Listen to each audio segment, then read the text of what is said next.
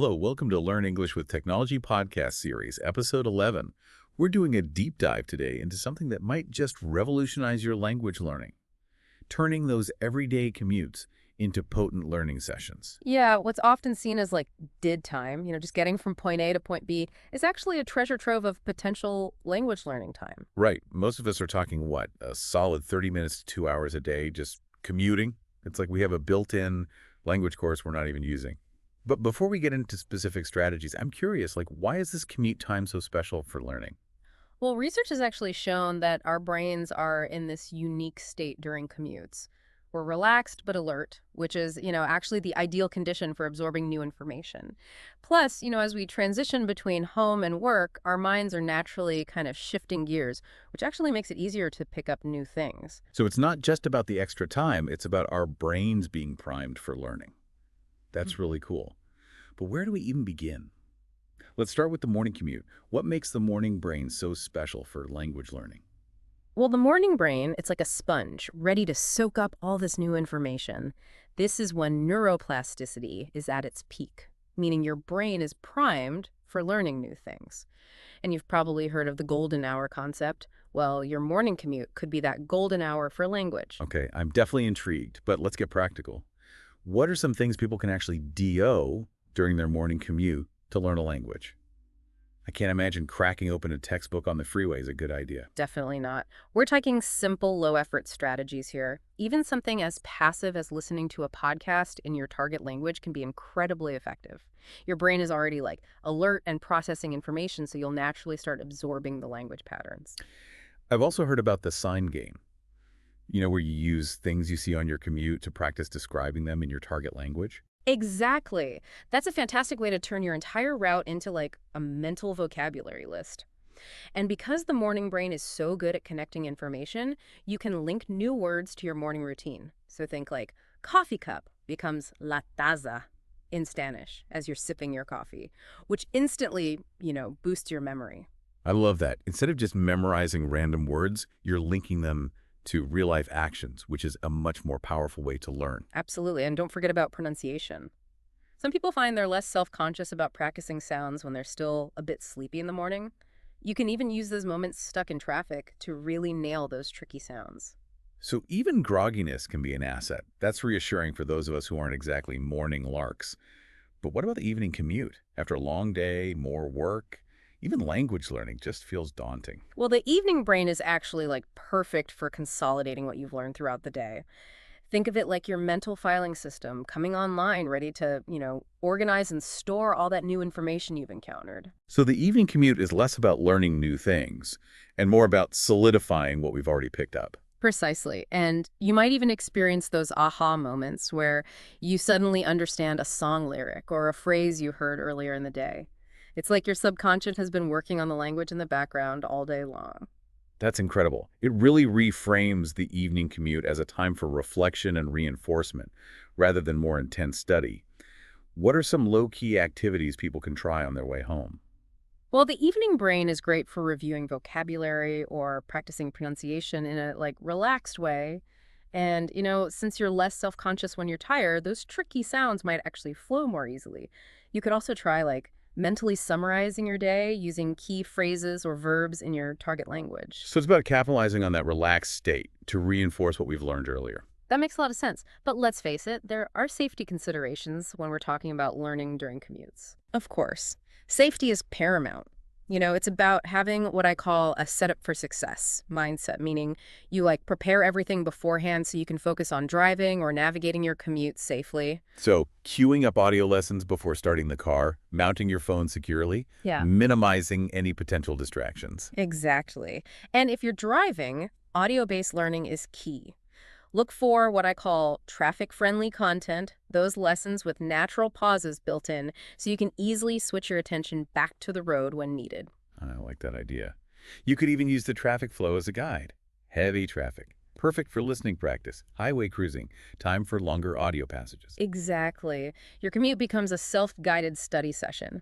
And don't underestimate your car's tech. Voice commands, smart audio controls, even color-coded playlists can turn your car into a mobile language learning command center. That sounds amazing. But what happens when those like unexpected situations pop up. A complex traffic situation, for example, just as you're practicing a tricky grammar point. that's where the pause protocol comes in. If you have to think twice about whether it's safe to do something, don't do it. Missing a word is always better than missing a turn. Very, very important point. Mhm. And what's fascinating is that these safety measures can actually enhance our learning. Absolutely. Being restricted to audio-only input while driving can actually sharpen your listening skills. And those moments when you can practice speaking, like at a red light, become much more focused and effective. So safety limitations can actually become learning advantages. That's an interesting perspective. But let's talk about the technology side of things. How can we leverage our devices to create a seamless learning experience on the go? Yeah, it's about building what I call a digital dojo, using your smartphone, your smartwatch, even your car system to create a personalized learning ecosystem. I've heard about people who set up their phones to automatically download new language content overnight.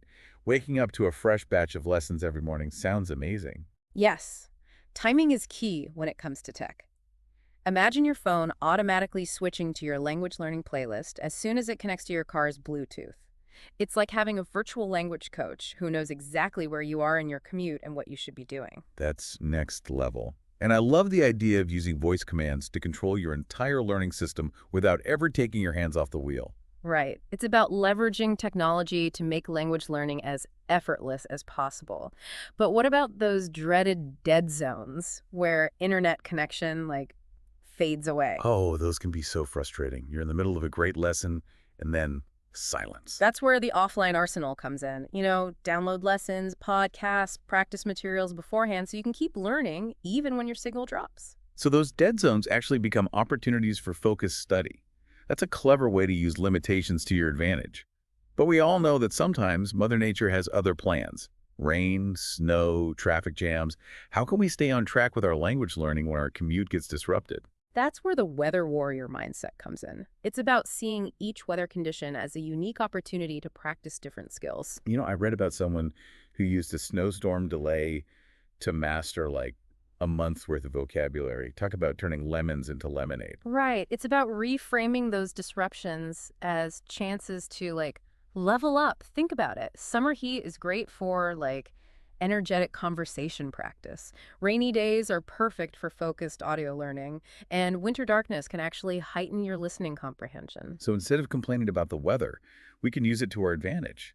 I love the idea of a weather wheel with activities tailored to different conditions. Absolutely. You can even use the weather itself as learning material. Practice describing the fog, the thunder, the falling snow, all in your target language, of course. So your commute becomes a living, breathing language lesson, constantly evolving with the seasons. Exactly. Embrace those seasonal shifts as natural chapters in your learning journey. Use them to assess your progress, set new goals, and just refresh your approach. Okay, we've covered weather warriors, but what about those of us who have multimodal commutes? How can we leverage a mix of walking, driving, and public transit to our language learning advantage? That's where the concept of transit transformations comes in. Each mode of transport actually becomes a unique opportunity to practice different skills. I heard about someone who created a transportation trinity using walking meditation for vocabulary, train time for immersion, and bike riding for rhythm practice. Yeah, it's all about, matching your activities to the mode of transport. So driving is perfect for audio immersion, train rides offer hands-free time for reading, bus journeys are great for people watching and mental description practice, and walking allows for pronunciation practice without disturbing others. So it's like creating a personalized language learning playlist, perfectly synced to your commute route. Exactly. Each transition between modes becomes a natural milestone, a chance to review what you just learned and prepare for the next stage. Like built-in chapter breaks in your daily language learning story. And we know movement can actually boost memory, so even that brisk walk to the train station is enhancing our vocabulary retention. Absolutely. And don't dismiss those moments waiting for the bus or train. Use that, what I call the station strategy time for quick reviews, grammar exercises, or even silent pronunciation drills. So we're talking about turning every minute of our commute, even the waiting time, into valuable learning time. Right. And for those mixing modes, the transition technique is key. Use those moments, switching from driving to walking or train to bus, as natural spaced repetition points to reinforce what you learned previously. It's like having a continuous learning loop throughout the journey, maximizing every moment. But with so many moving parts, how can we use technology to streamline this multimodal learning experience? That's where the power of a smart language learning ecosystem comes in. It's about seeing your devices not as individual tools, but as interconnected parts that work together seamlessly. Oh, I read about someone who set up a digital flow system where their apps automatically switch based on their commute stage. It's like the phone knows when they're driving, walking, or waiting and adjusts the learning content accordingly. Yes, it's called smart stacking, where your apps interact intelligently based on your location, the content, and even, your learning behavior. Imagine your podcast pausing when you hit a complicated intersection, or your vocabulary app suggesting words related to what you just heard in an audio lesson. That's amazing, like having a personal language learning DJ who always cues up the perfect track for your commute journey. And then there's the digital anchor system where you create triggers that launch learning routines automatically. So connect to your car's Bluetooth. Boom, your morning grammar podcast starts playing. Arrive at your regular bus stop. Vocabulary review notifications pop up. It's like having digital reminders that never let you forget to learn, even on the busiest of days. But with so many apps and features, how do we avoid feeling overwhelmed? That's where the concept of app ecosystems comes in.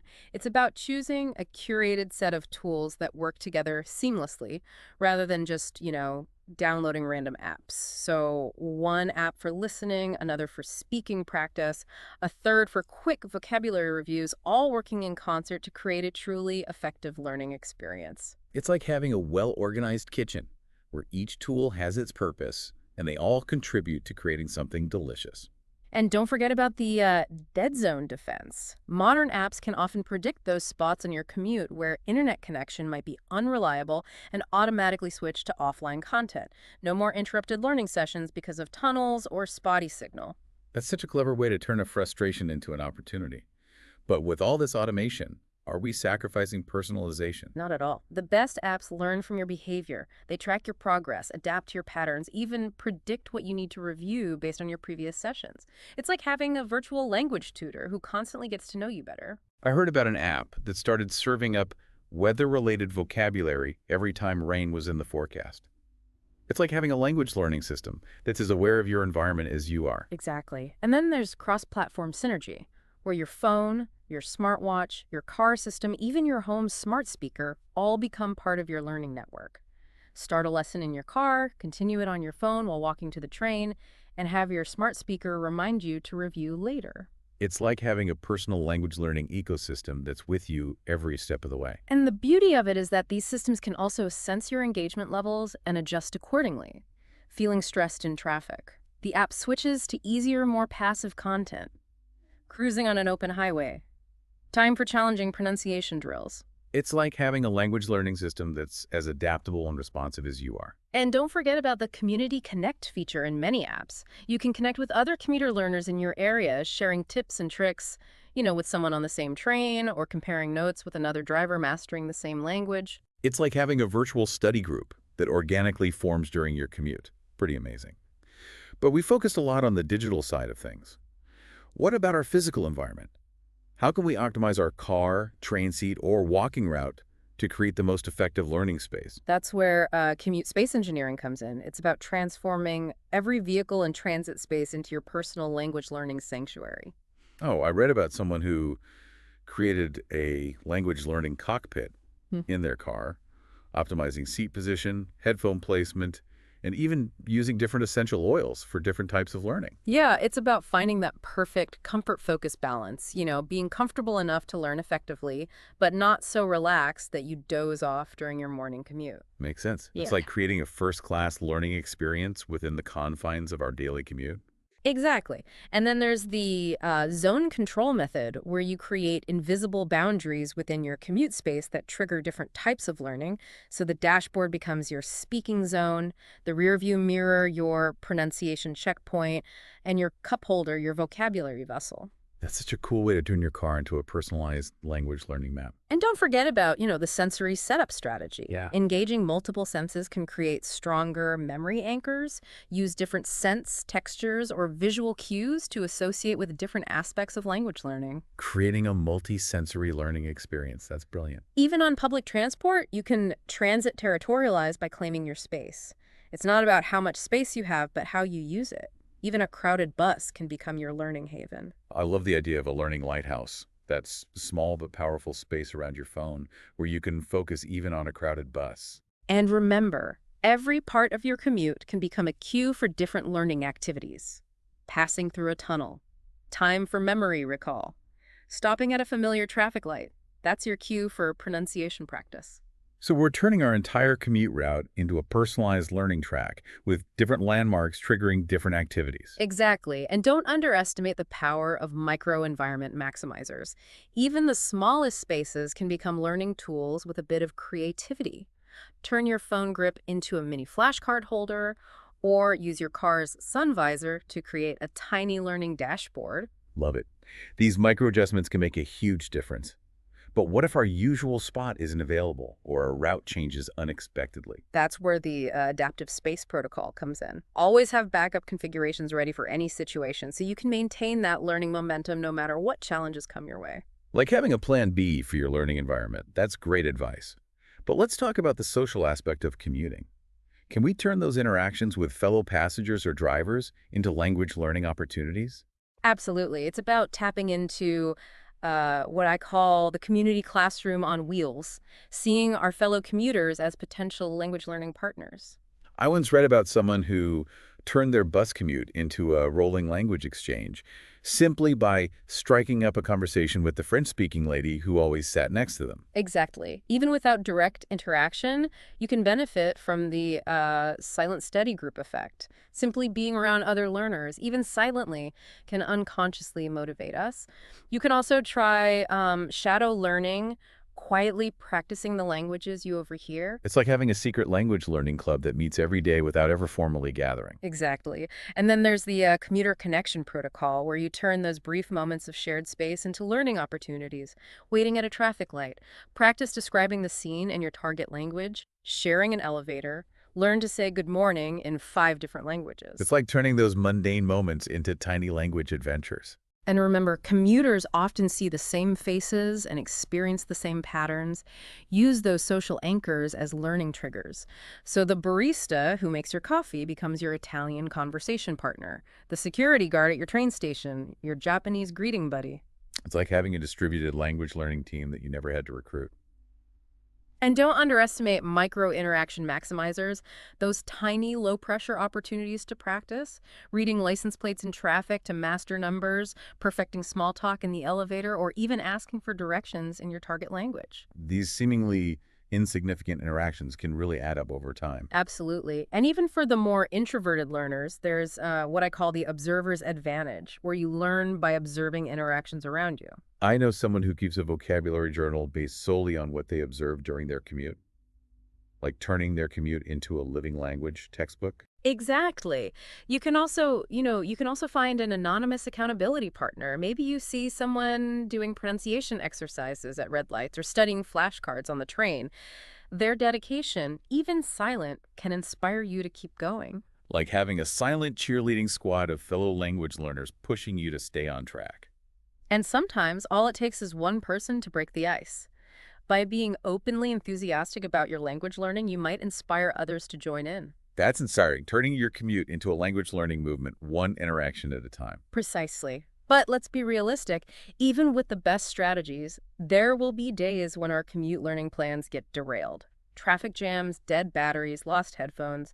How can we stay resilient when those inevitable challenges pop up? It's true, those little hiccups can really throw us off track. That's where the Troubleshooting Heroes toolkit comes in. It's about developing strategies to overcome those common, commuter learning obstacles and even turn them into opportunities for growth.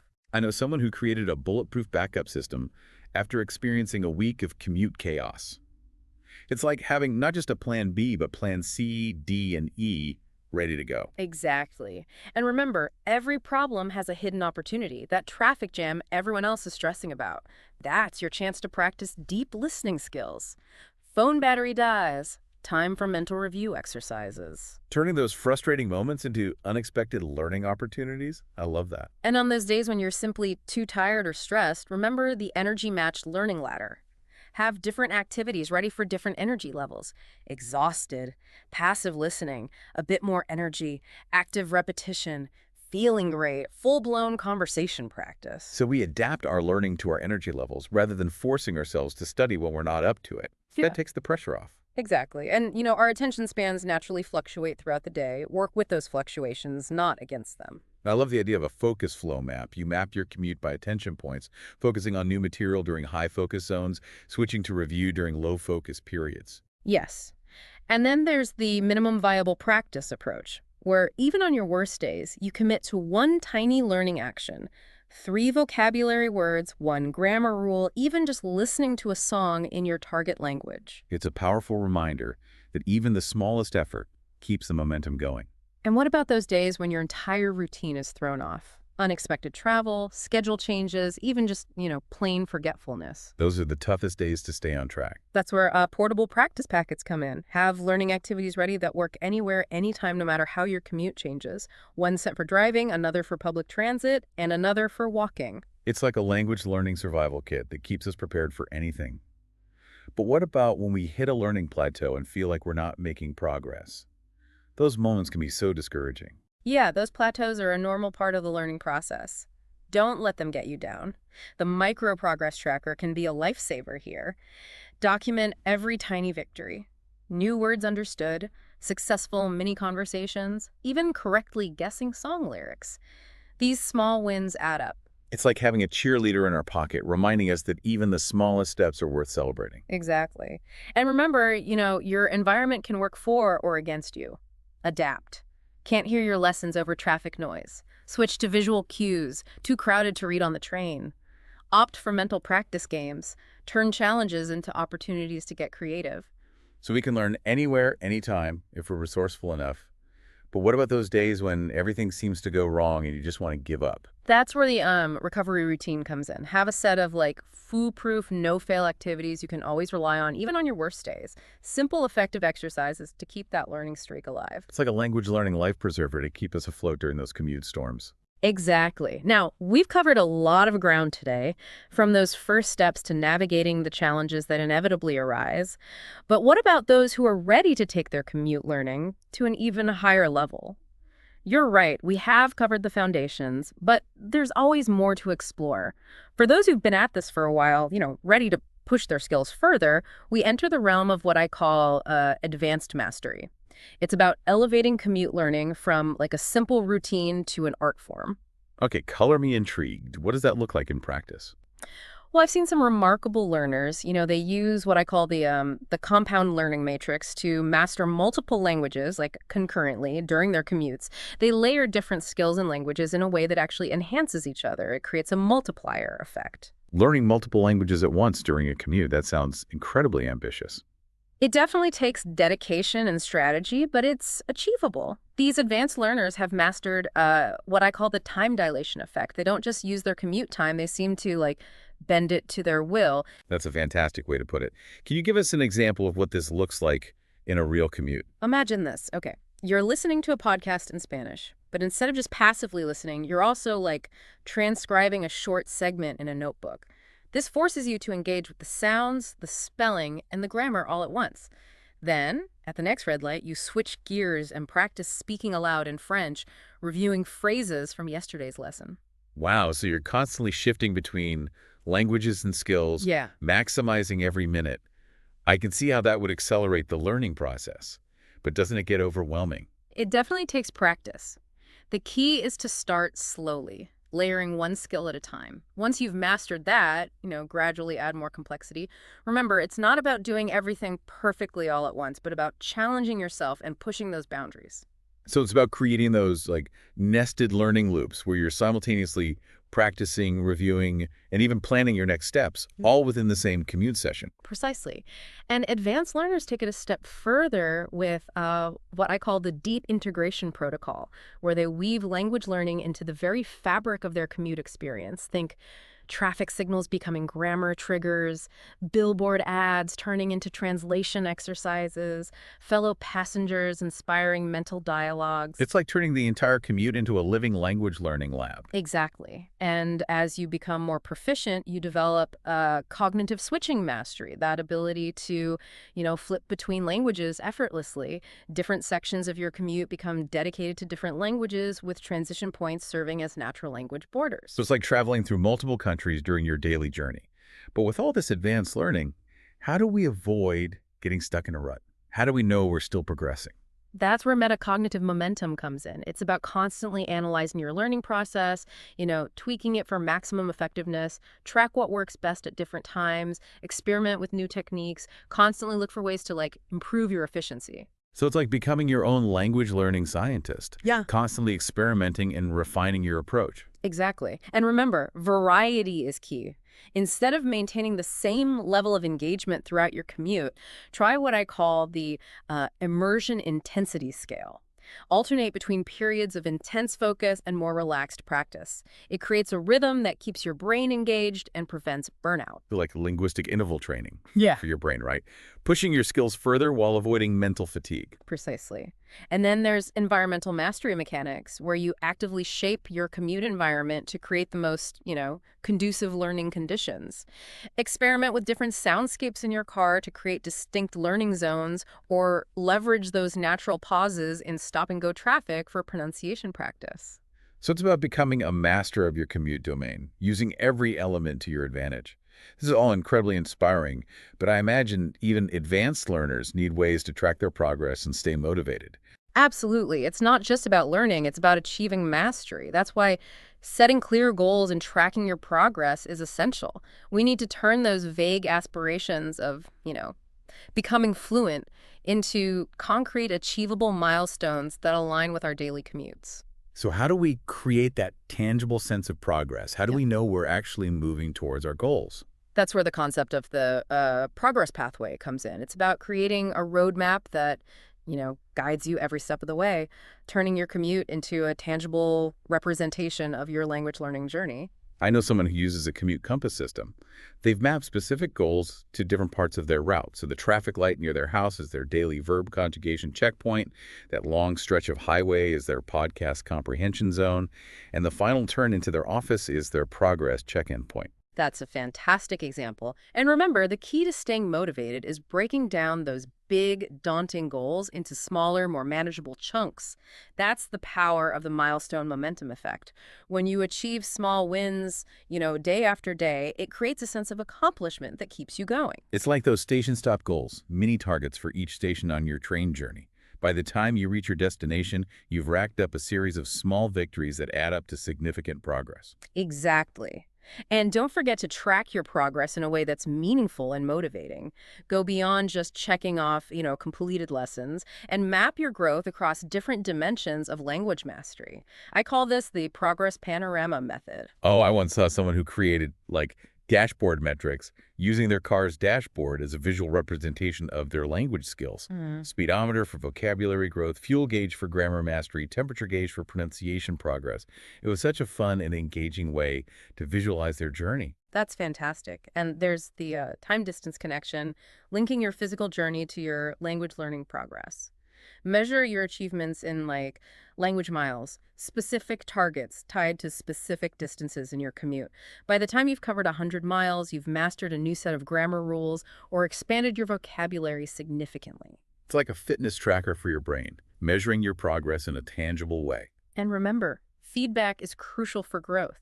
Build systems that provide regular updates on your progress and areas for improvement. Yeah, I found that using voice memos to create, a feedback loop, can be incredibly helpful. Recording a short snippet in my target language at the same point in my commute each day, then listening back to those recordings from weeks or months ago, provides concrete evidence of my progress. It's incredibly motivating. That's a great strategy. And then there's the commute learning portfolio. Document your journey creatively. It could be a traffic light diary with quick notes recorded at red lights, or a collection of station stories inspired by your commute. It's like turning your commute into a living, breathing record of your language learning adventure.